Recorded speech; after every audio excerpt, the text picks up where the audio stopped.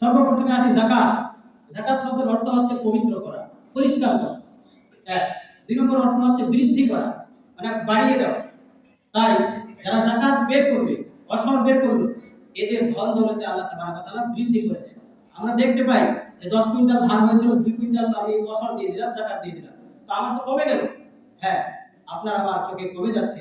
আল্লাহ তাবারক ওয়া তাআলা বলেন, এটা যদি করো তাহলে তোমার মালে আমি বৃদ্ধি করব। কেমন করে বুঝবো বৃদ্ধি হচ্ছে?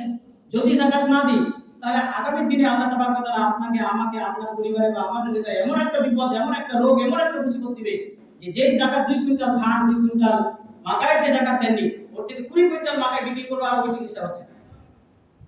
আল্লাহ মনে করবেন আল্লাহ যেটা হারাম করেছে কাউকে খেয়ে এখান থেকে পৃথিবীতে যেতে দিবে না আল্লাহ তাবারক ওয়া তাআলা, যেতে দেবেই না। আপনি জমি পেলে খান, যে কোনো বাড়াবাড়ি করে খান, যে কোনো ভাবে হারামটা খান না কেন, লটারি কেটে খান আর কিছু খান, আপনাকে হারাম খেয়ে মরতে দেবেই না, বের করে নেবেই এখানে, তার প্রতিশোধ নেবেই, খেয়ে মরতে দেবে না। লাভটা কি হবে তাহলে?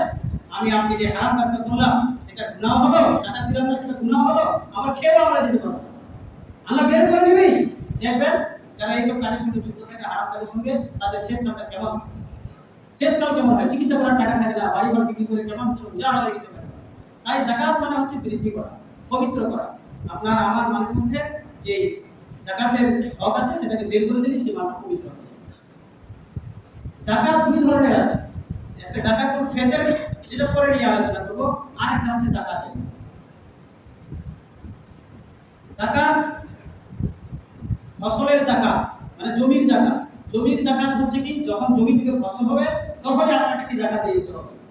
হ্যাঁ, কতগুলো ফসল হলে পরে আমি যাকাত দিব? কতগুলো ফসল হলে?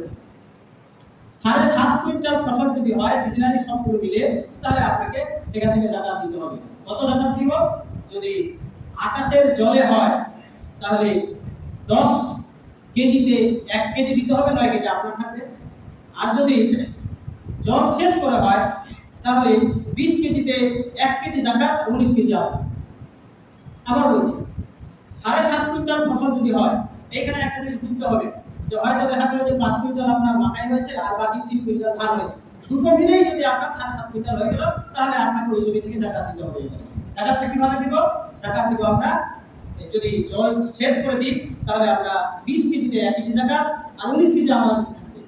আর যদি আকাশের জলে হয় তাহলে 10 কেজিতে 1 কেজি যাকাত আর 9 কেজি আমাদের থেকে থাকবে, মালিকের থেকে। কোন দিন দেবো এটা? অনেকে করে কি আমরা যে ভালো ভালো দানগুলো সব কেটে নিয়ে চলে গেলাম, আর শেষের দিকে যখন কাদা আছে ওগুলো পরিষ্কার করে তখন ওখান থেকে যাকাত। এটা কখনো করবো না। এটা সরাসরি যে ধান দিয়েছে, যে ফসল দিয়েছে আল্লাহ তাআলা তার সঙ্গে গাদ্দারি করা হচ্ছে। বরং করবোটা কি আমরা?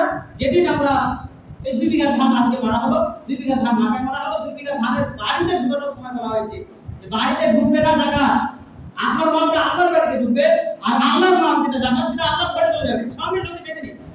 বাড়িতে ঢুকবেই না, মালিকের বাড়িতে ঢুকবেই না যাকাত, সঙ্গে সঙ্গে দিয়ে দিতে হবে আপনাকে। এটা হচ্ছে যাকাতের বিধান। এবার ধন দৌলতের যাকাত, ফসলের যাকাত এটাকে। এবার যদি 7.5 কুইন্টালের কম হয় তাহলে কি করবেন? আপনার উপরে যাকাত খরচ নাই, ওইটা শুকরানা হিসেবে আপনি যা খুশি দিবেন। আপনার বাবা খুশি আছে, গরিব লোক আছে, মসজিদে দিলেন, আগে দেখতে হবে এখানে কদু, পাপিতা, বিলাতি, আম ইত্যাদি সব এখানে শুকরানা হিসেবে। এখন মানুষের যতই অভাব যাচ্ছে ততই দান শুকরানা সব কমে যাচ্ছে। তাই আল্লাহ শুকরিয়া আদায় করবো। এটা একটা বিশাল বড় বাহন ছিল যে মানুষ দিত। আগে দেখতাম আমরা ছোটবেলায় মসজিদে ধান উঠে যাওয়া ক্ষীর দিত, এখন সেগুলো উঠে যাচ্ছে। মানুষ কেন যে এরকম ধর্ম থেকে মুখ ফিরিয়ে নিচ্ছে? আল্লাহ তাআলা আমাদেরকে ধর্মকে হওয়ার তৌফিক দান করেন। আল্লাহ আমিন।